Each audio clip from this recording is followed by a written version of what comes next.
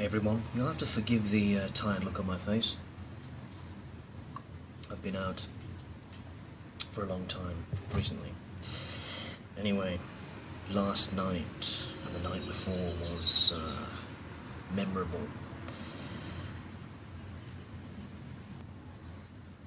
I had a fair amount of questions in recent times talking to different people about calories and how to cut them and how to burn fat. The thing is, it is basically calories in, calories out for people at a kind of basic level of understanding. And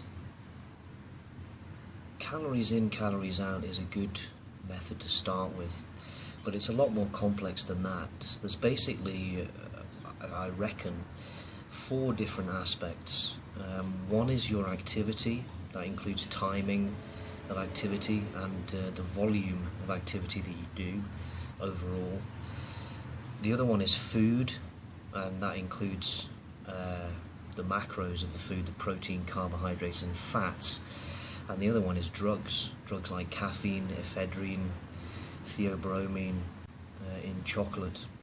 You see, with any food, you can take the active that you want to use or experience or whatever, the compound that's active for you, and you can separate it. With chocolate, it's theobromine.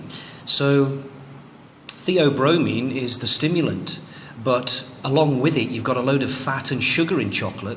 So what you do is you get cacao nibs, or you can buy actually chocolate that's very, very high in cacao. It doesn't taste very good.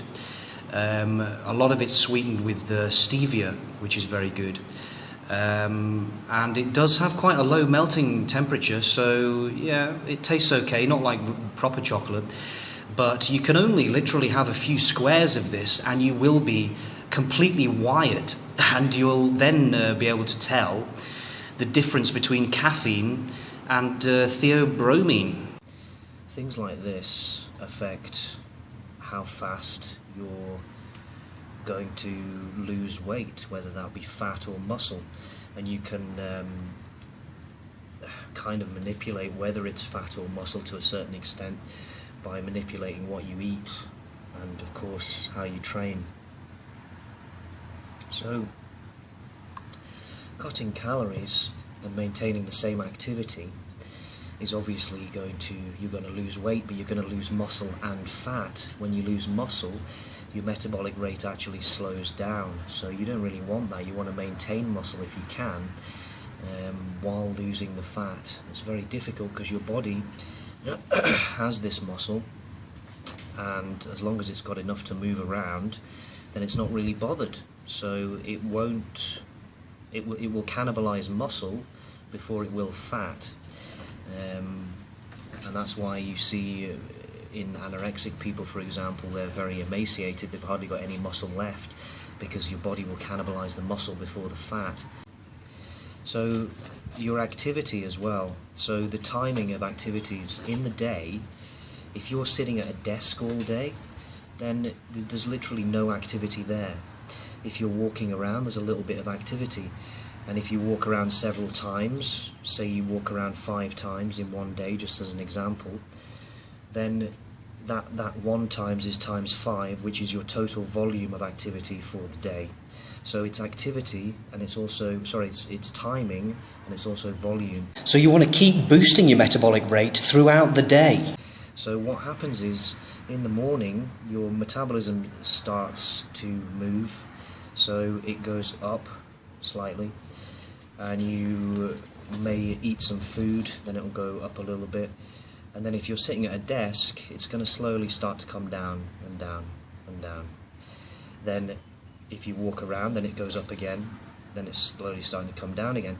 So what you want to do is you want to time your activities to boost your metabolism, because if you do a lot of activity at the start of the day, loads and loads and loads, and then you do nothing, your metabolism is just going to go down again, down again, down again. But if you do activity here, here, here, here, then your metabolism goes up and then starts to come down, but then boosts up again, starts to come down, boosts up again, starts to come down, boosts up again.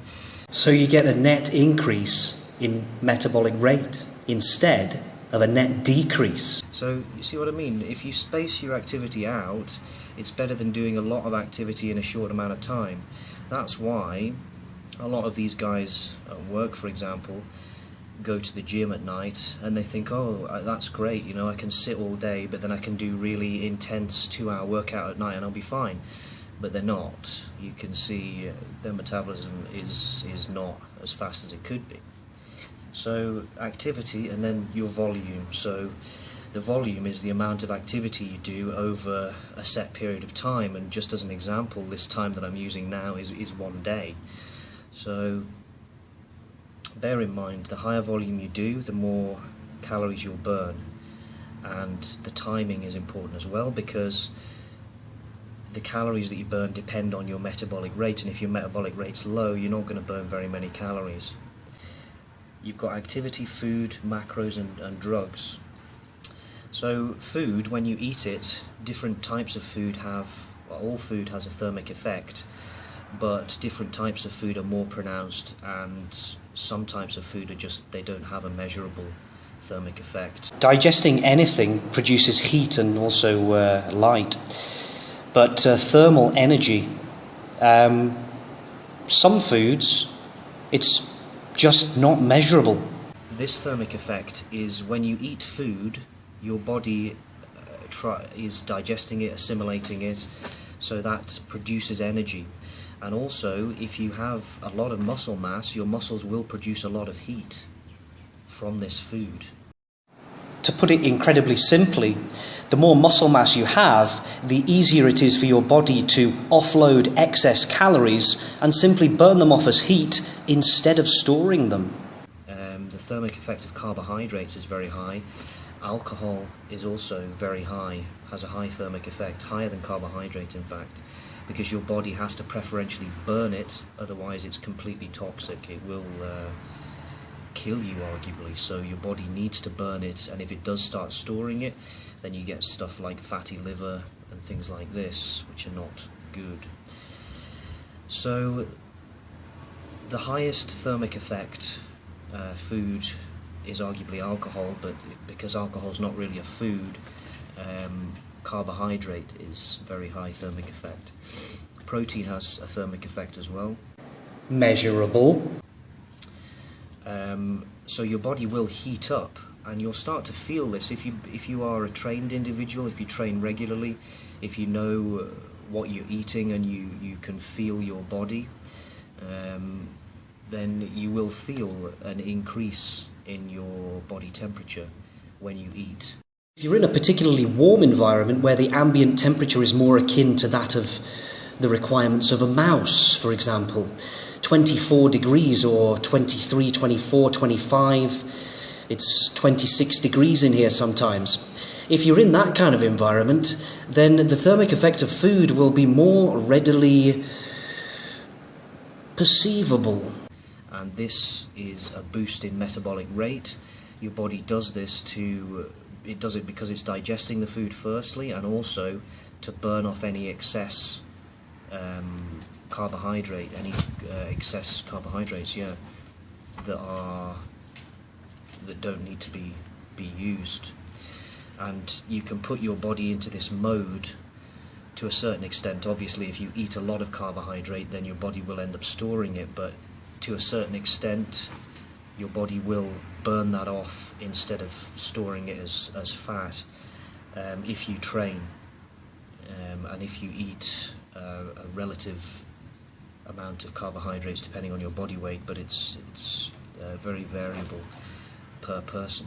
If you're eating carbohydrates and fats at the same time, it's not really a good idea. Try and separate those out. Try and have fat and protein, or carbohydrate and protein. The thing that stays the same is a protein. So you separate out your carbohydrate and fat and you don't eat them together, right?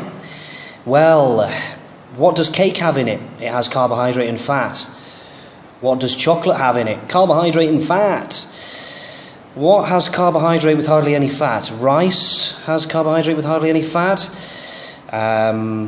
Bread as well has carbohydrate with hardly any fat. Don't put butter on it, it's fat. See what I mean? Well, it kind of limits your food choices. Not a bad thing to limit food choices. In fact, limiting your food choices to 4 or 5 different foods actually makes them appear a bit more bland, and it makes junk food or special treaty food a special treaty food, you know? It actually increases how these foods feel to you, and makes it a better experience when you get to eat some nice food.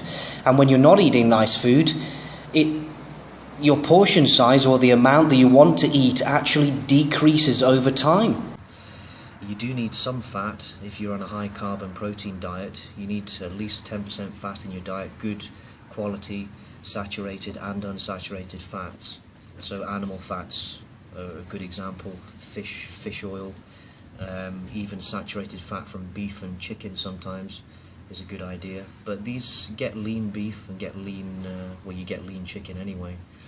Protein can be turned into fat, can be stored as fat, but it's not a regular occurrence because it takes 2 complex systems or complex pathways to do this. Protein cannot be directly converted into fat. It has to be converted to carbohydrate in a pathway called neoglucogenesis, if you're interested. And then after that, once it's a carbohydrate, it can be converted to fat by de novo lipogenesis, if you're interested.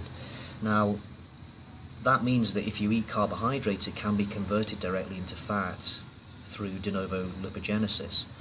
If you eat protein, it can't be. So there's a kind of stopgap there that allows some manipulation. And of course, fats are stored directly as the fats that they're taken in as. In fact, if we take a biopsy of somebody's fat cells, we can actually tell what sort of fat they're eating. So if they've been eating a lot of fish oil, then we can see by the structure of the compounds in their fats and their polymers in the fat, we can see that they have eaten a particular type of polyunsaturated or saturated fat. And the last and final one that I've kind of come up with is drugs.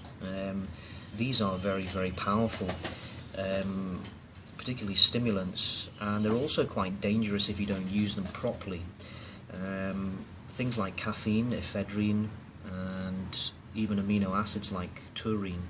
So one of the things that these drugs do is upregulate your central nervous system, and this includes skeletal muscle, neural efficiency to skeletal muscle.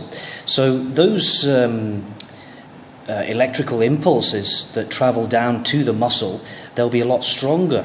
Your muscles will contract and burn more calories. You might be a little bit fidgety moving around. So that movement adds up to volume at the end of the day, where you've actually increased your activity massively.